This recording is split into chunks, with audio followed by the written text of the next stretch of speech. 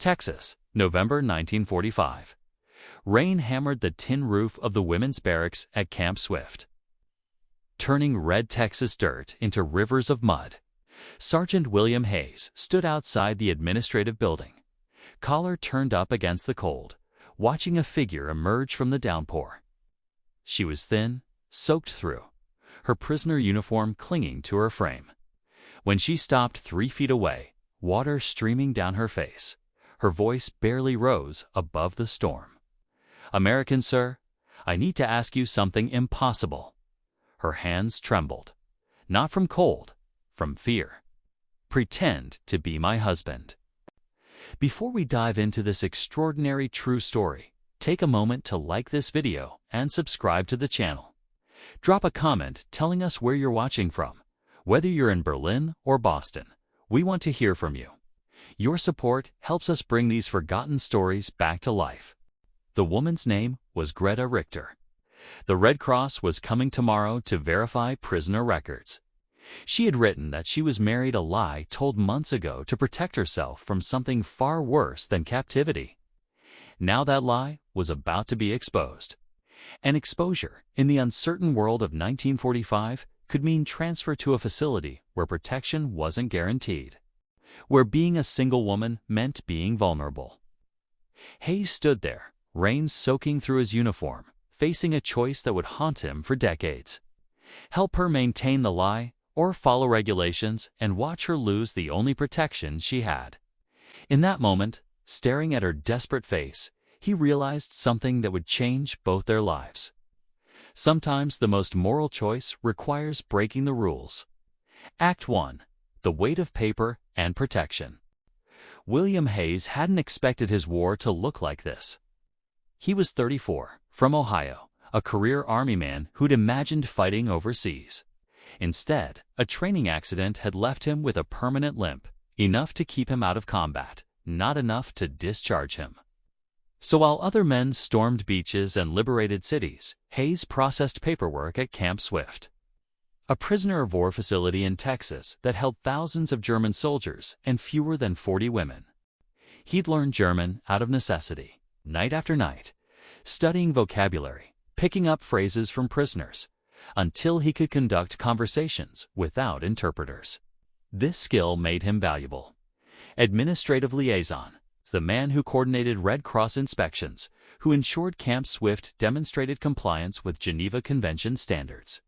The job seemed simple on paper. In reality, it meant navigating the impossible space between regulation and humanity. Camp Swift was well run by November 1945. The war in Europe had ended 6 months earlier.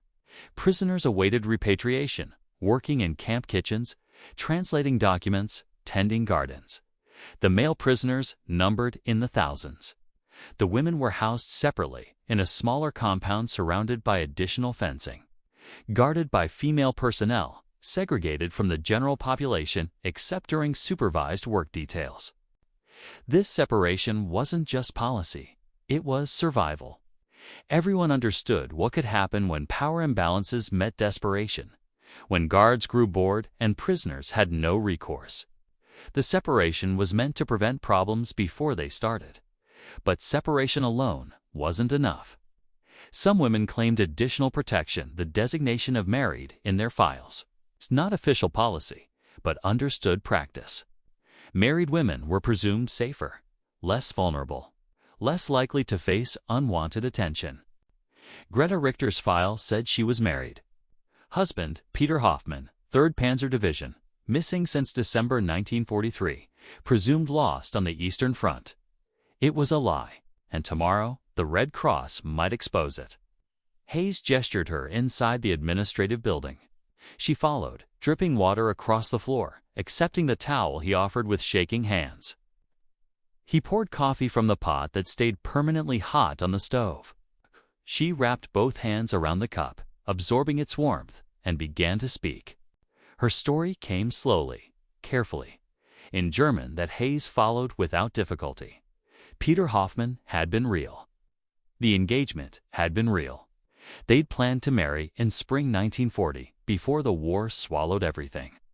He'd been conscripted, sent east, and the letters had come regularly for 3 years, until December 1943, when they stopped. The official notification listed him as missing, presumed dead. When Greta was captured in France in August 1944, processed as a prisoner, asked about her status, she'd lied. Said she was married. The lie had protected her during initial processing in England, where she'd encountered a guard whose attention towards single women felt dangerous. The lie had followed her to America, to Camp Swift, where it became part of her official record. Now the Red Cross was coming to verify treatment, to interview prisoners, to cross-reference files.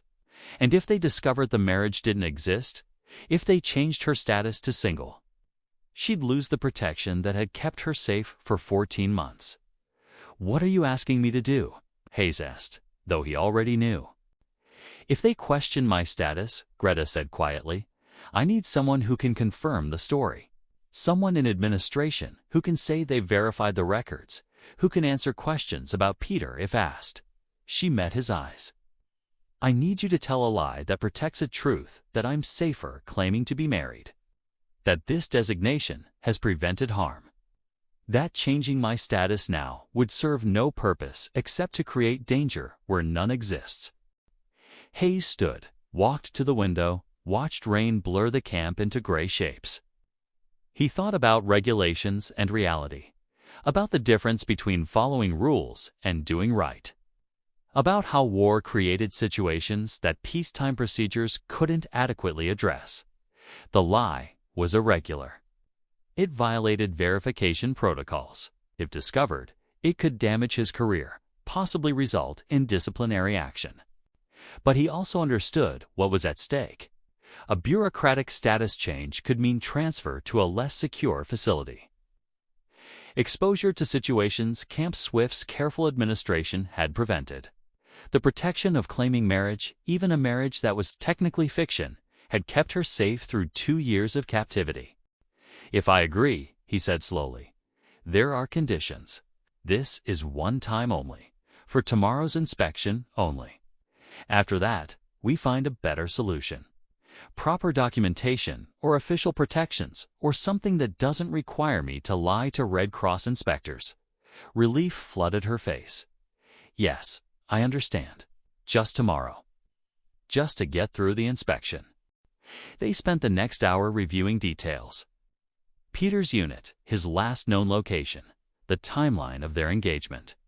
Greta showed him letters, 20 of them carefully preserved, each one showing Peter Hoffman's evolution from hopeful recruit to haunted soldier.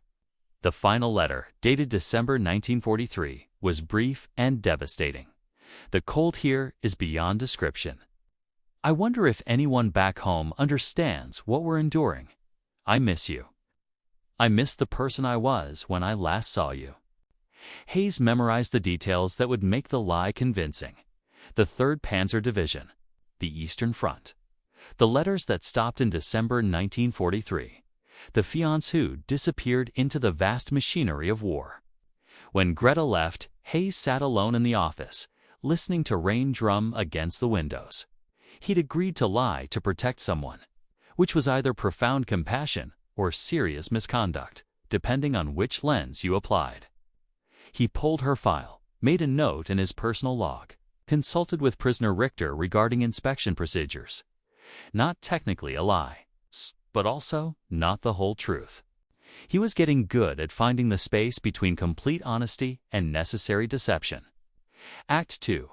The inspection morning came cold and clear, the rain leaving the camp washed and unfamiliar. The Red Cross inspectors arrived at 0845, 3 civilians with neutral armbands. Hayes met them at the gate, introduced himself as liaison, and began the tour. They moved through the male barracks' first bunks, heating, sanitation. The inspectors took notes but asked little. Camp Swift's order was evident. The female section came next, smaller and fenced with buffer space. Mueller, the Swiss lead inspector, focused sharply here. "Standard protocol?" he asked. "Full segregation except during supervised work," Hayes said.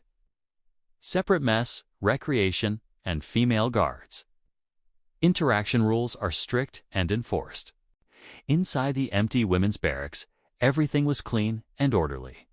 Heating and sanitation were checked, duty rosters reviewed. In the administrative building, several women worked. Greta sat among them, head down, calmly translating German correspondence. She glanced at Hayes, then back to her work. Mueller approached. "What are you translating?" "Letters between prisoners and families," she said.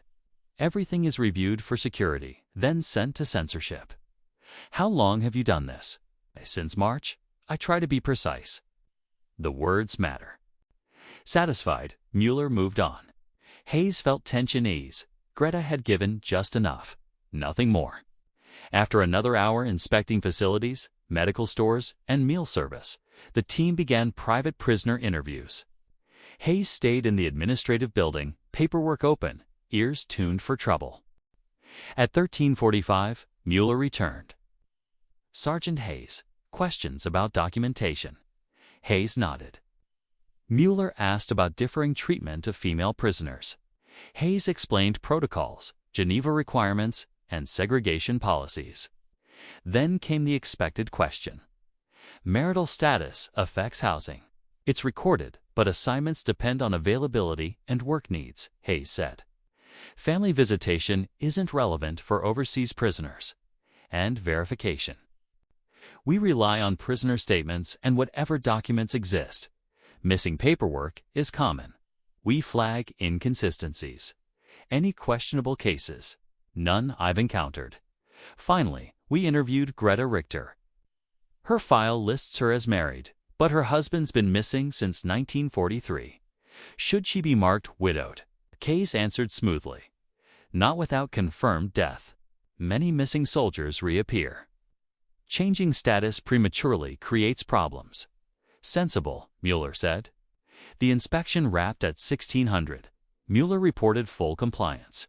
Fair treatment, adequate housing, no violations. When the inspectors departed, Hayes felt drained. He had protected Greta, avoided scrutiny.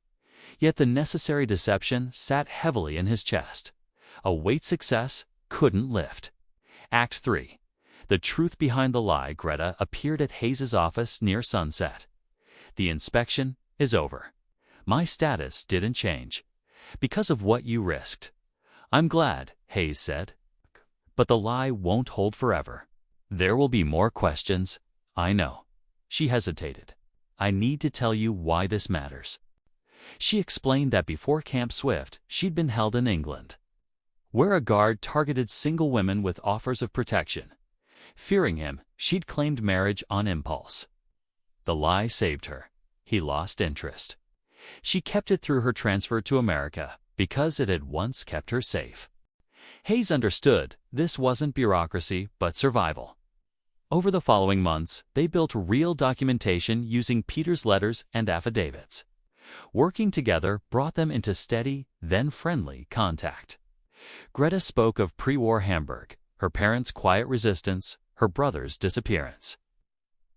Hayes told her about Ohio, the Depression, and the accident that shifted him from combat to administration.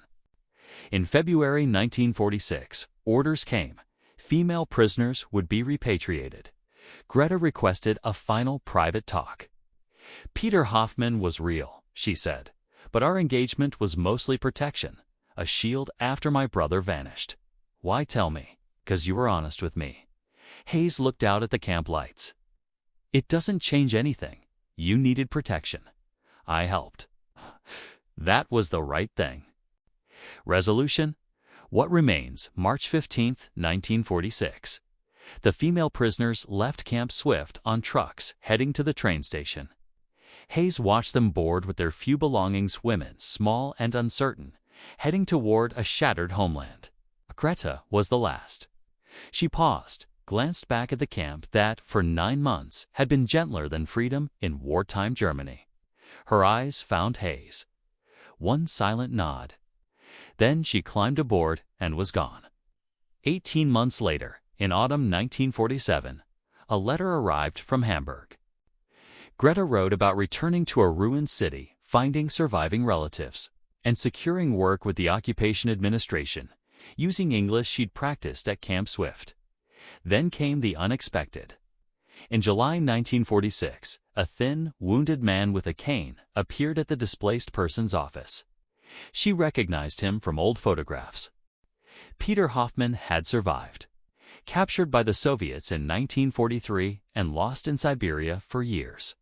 He hadn't returned to Germany until summer 1946, when Greta told him about the false marriage claim she'd used for protection. He laughed for the first time since before the war. The regime had taken everything. He said youth, health, innocence, but at least his name had protected someone. They didn't marry, but remained friends. Greta wanted Hayes to know the lie he helped create had become true in its own way.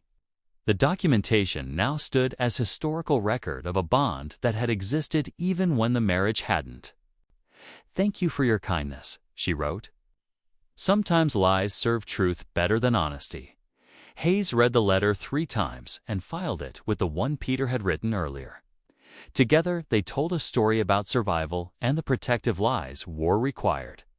Discharged in December 1947, Hayes returned to Ohio, studied public administration, and later worked in veteran services. Years afterward, when his daughter asked if he'd been a hero, he said, "I was an administrator. I helped one person once. She asked me to lie, and I did." Hayes considered the question. By the rules, yes. By any honest standard, yes. But by human decency, by whether a man should help someone in danger. He paused. "I still believe I did the right thing." In 1975, Hayes and his wife traveled to Hamburg. He'd arranged a quiet meeting he'd imagined for years. The cafe stood in the rebuilt city center, modern structures where ruins had once stretched for miles. Greta arrived exactly on time. 61 now, gray-haired but unmistakable. They embraced, sat, and caught up on 3 decades. She had stayed single, devoted her life to translation work and refugee support, helping displaced women navigate post-war bureaucracy using the same creativity that once saved her. Peter had died in 1968, a heart weakened by the war.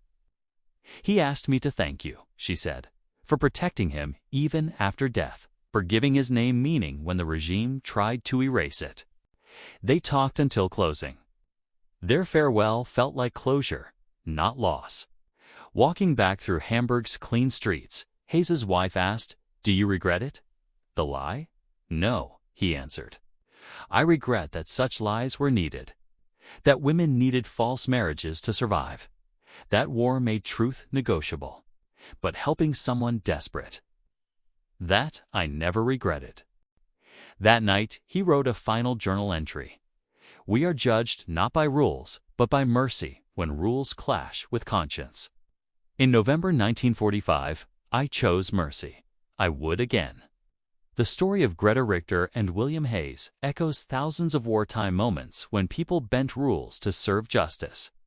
When survival demanded creative truth, when mercy outweighed bureaucracy. A German woman asked an American soldier to lie. He agreed. That small act carried across decades, proving that compassion can outlast destruction. That humanity can survive war's machinery, and that sometimes the most moral choice is the one that breaks the rules.